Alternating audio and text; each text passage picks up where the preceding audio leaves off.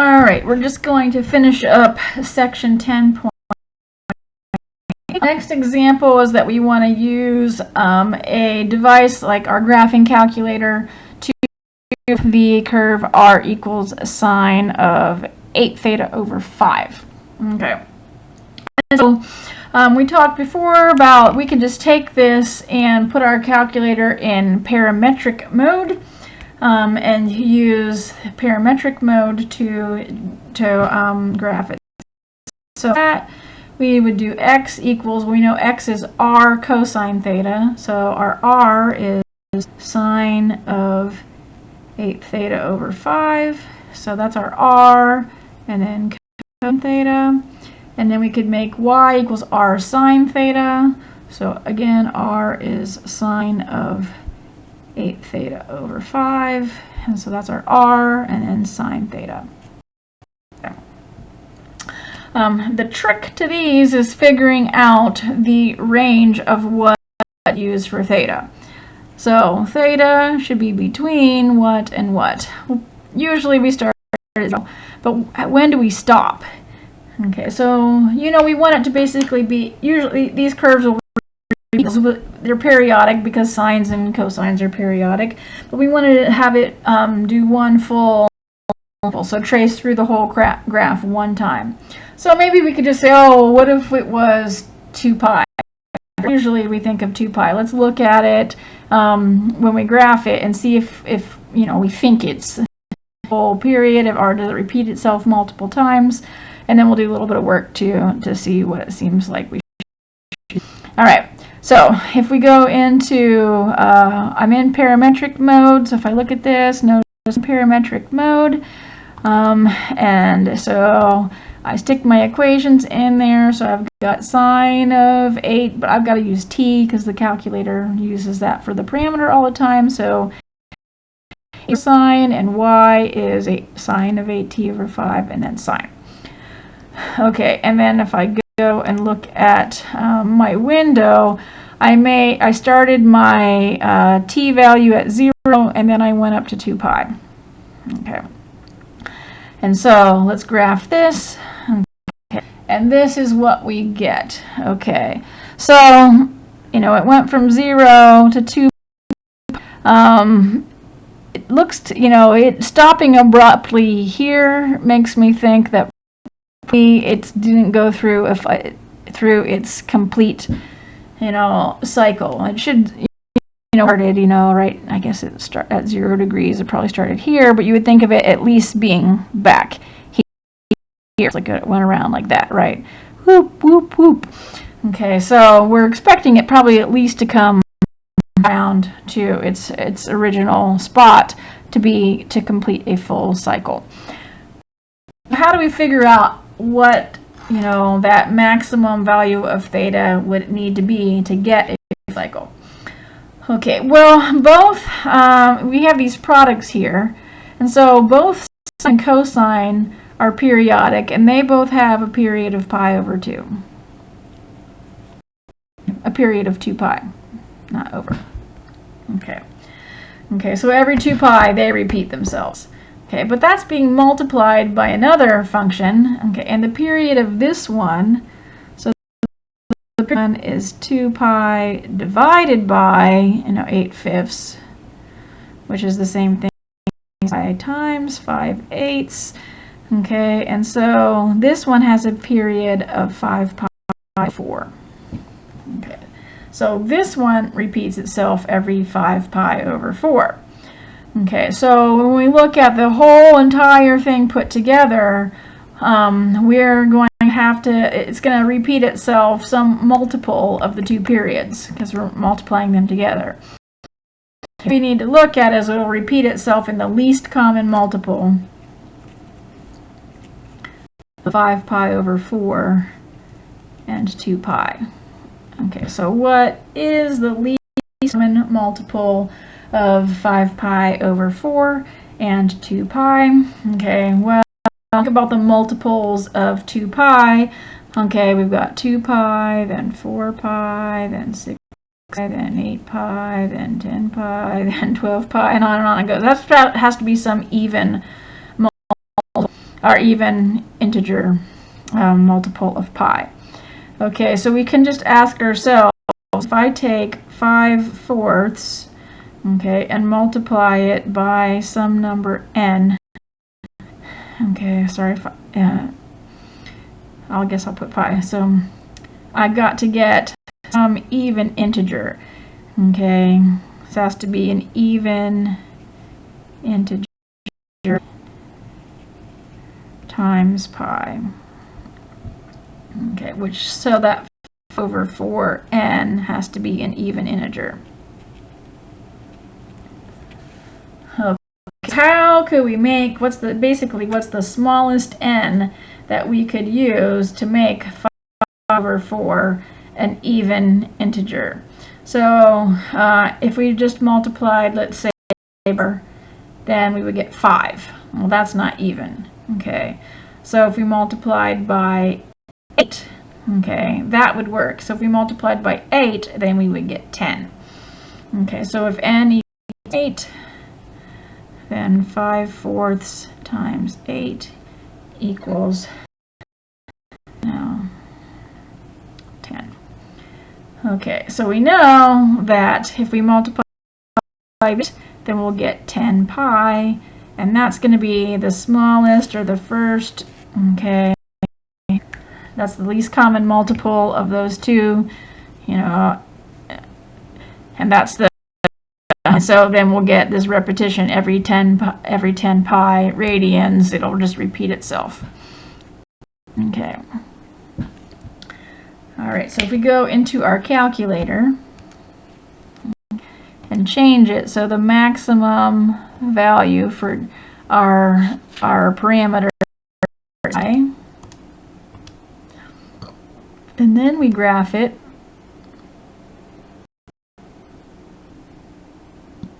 Okay, that will be one cycle.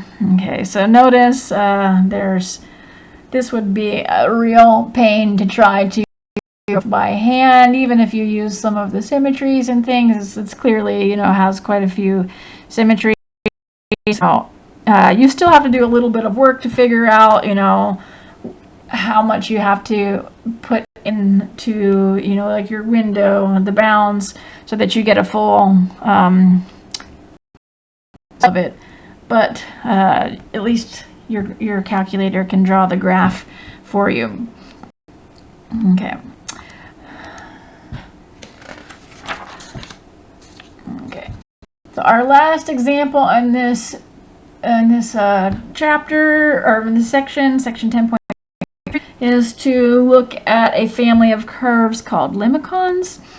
Okay, so we have, you know, r equals some constant a plus another constant b times the cosine of theta. Okay, we maybe want to look at the shape and what the graphs look like for different values of a and b, and then try to, you know, summarize our findings. Okay, so I just,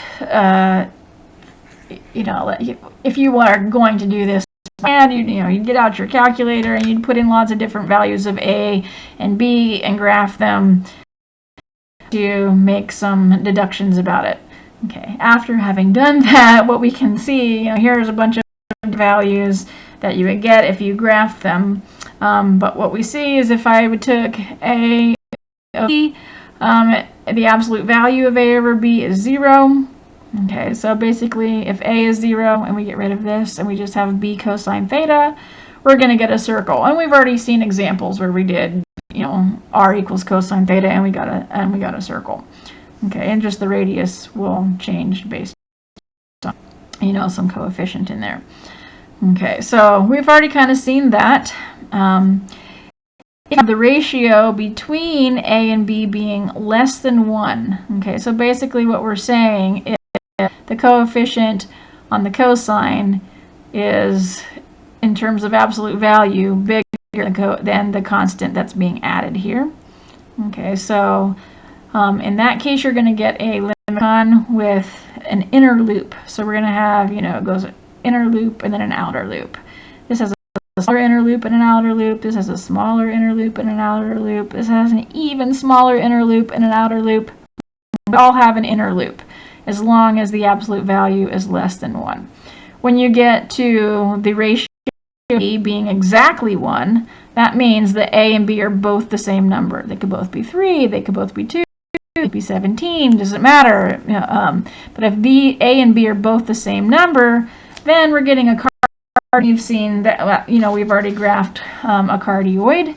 I think ours was with a, so ours went up and down instead of left and right. But with a cosine, sideways. With a sine, it'll be up here or down here. Okay. And then as the ratio between A and B goes above 1 but less than 2, we get a limicon with this little dimple in it. Okay, so here the sharp point. Okay, with the dimple, it's smoother here. It's not a sharp point. Okay, and as we move from 1 to 2, the dimple becomes less and less. Okay, and then we get equal to 2 or greater than 2 for the ratio here. Then it becomes convex. Instead of the dimple going in, it goes out. Okay, so you can see it's convex if you were just look here. It's larger on this side than it is on this side. This one again, it's looking closer to a circle, but since here and here, it's larger. So it's got this convex shape. Okay, and then finally, when A is very, very, very, very large, B is very, very, very, very small, or if B is 0, and there's nothing there, and we just have R equals some value because B is 0, then it goes to a circle. We had, this was gone and B was 0, then we would just get a circle. Okay. So these are all a family. We call them limicons. This one is circles. We have a specific name for those, and the cardioid we have a specific name for that. But there's kind of in a spectrum.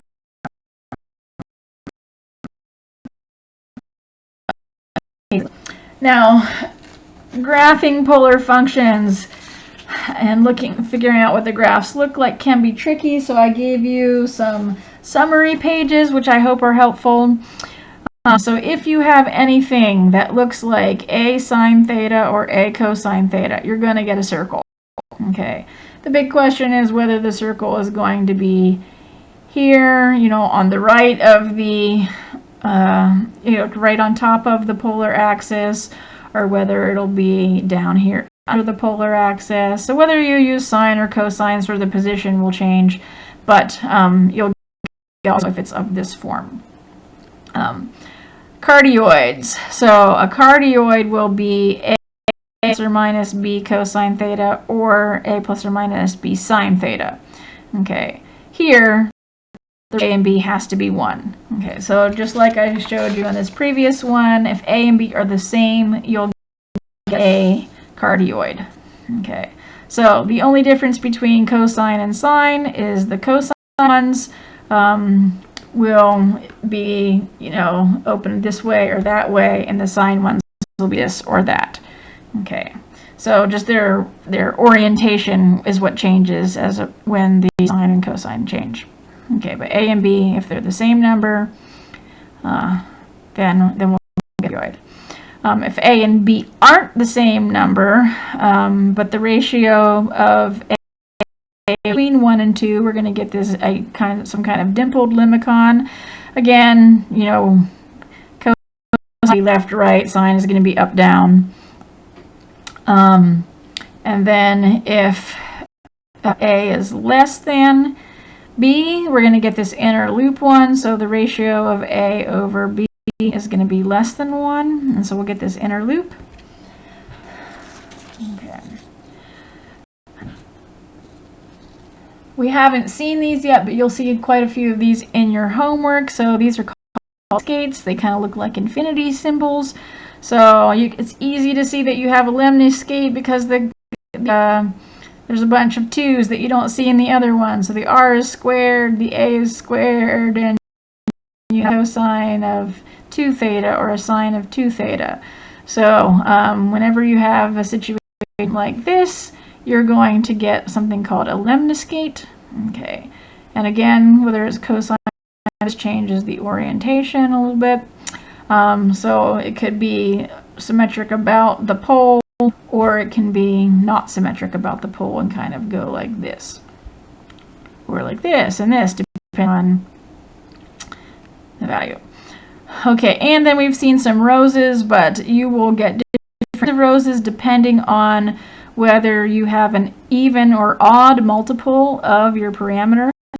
Okay, so when you have an even multiple of theta, so if you have 2 theta, 4 theta, 6 theta, so on, okay, then you'll always get, so for that even number, you're going to twice the number of petals. So if you have the cosine of 2 theta or the sine of 2 theta, you'll get 4 petals.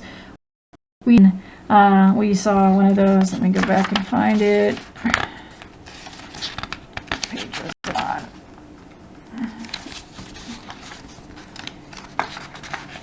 Yeah, right here. Then we had a 2. Notice we got 4 petals. If this were 8 petals, if this were 6, we'd have 12 petals, and so on and so forth. Okay. However, if you have a number in there, then you're just going to get that many petals. So if I had this one, since it has 5, this was a version of either a cosine or sine of 5 theta. Okay, and you can look at, the symmetries. So it'll be symmetric. This one is symmetric about theta equals pi over 2. Okay, so, and then the other ones will be symmetric about the polar axis, on whether it's sine or cosine. And then finally, we have, r equals theta, Archimedes spiral, and it just comes out and kind of spirals around, and depending on how many degrees you go for, just keep spiraling. Okay, so those are some good summaries of what the equations look like, so okay, I've got a pair of parametric equations, a polar equation that looks like this, so it's going to be a rose. Or I've got a polar equation that looks like this, so it's going to be either a cardioid or some other kind of, depending on whether A and B are equal or not. So okay, and then this page right here gives you some characteristics and knowing whether it's going to be, on, where it's going to be placed. Okay, so for these are for circles, these are for roses. Sorry, they got cut off on my printer. These are the limicons, and these are the lemniscates. So I'll let you read through that, but I have found it very helpful to look at specific examples, when I'm trying to work through the homework problems and figure out where do I want the circle to be, where is it going to be. So I think reading through this page and using this as a reference sheet is very, very helpful.